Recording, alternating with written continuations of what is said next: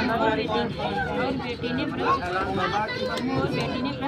शाम को जब सभी भाई भोजन करने के लिए बैठे और उन्होंने अपनी बहन से कहा, आओ बहन भोजन कर ले। बहन बोली, आज मेरा करवा चौथ का व्रत है, इसलिए चाँद निकलने पर उसे अर्घ देकर ही भोजन करूँगी। तब भाइयों ने सोचा कि चाँद के निकलने तक बहन भूखी रहेगी।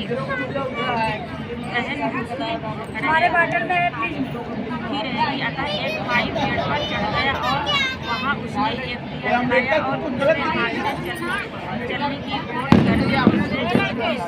उससे चाँद जैसा जलने लगा। बहन को उस नकली चाँद को दिखाकर कहने लगी, बहन चाँद निकल आया है, चलकर उसे अर्घ दे दो। बहन अपनी भाइयों से बोली, चाँद निकल आया है, चलो अर्घ दे दो। भाभियाँ बोली, तुम्हारा चाँद निकला होगा, हमारा चाँद तो रात को ही। तब बहनें अकेले ही उस नकली चाँद को अर्घ दे दिया। उसके बाद बैठकर खाना खाने लगी तो पहले ही रात के बाद आया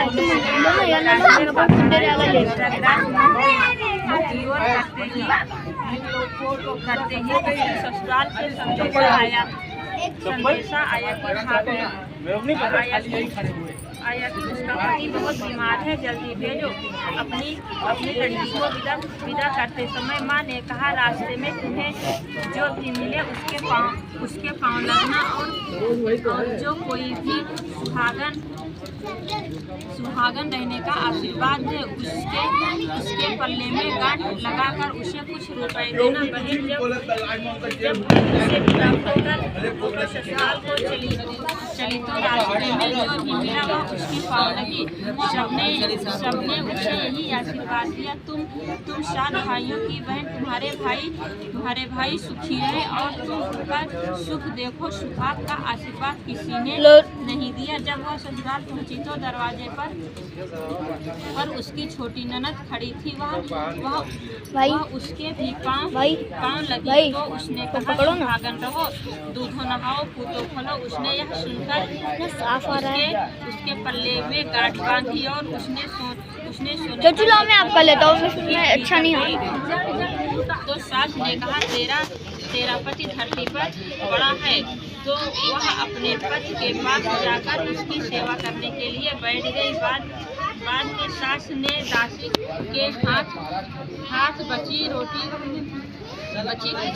भेज दी। इस प्रकार वह समय बीतते अगहन माघ शीश की चौथ आई तो वह चौथ माता से बोली, हे माता, आप ही मेरा उद्धार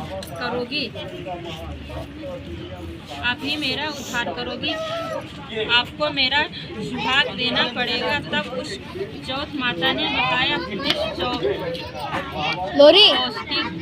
चौथ आएगी,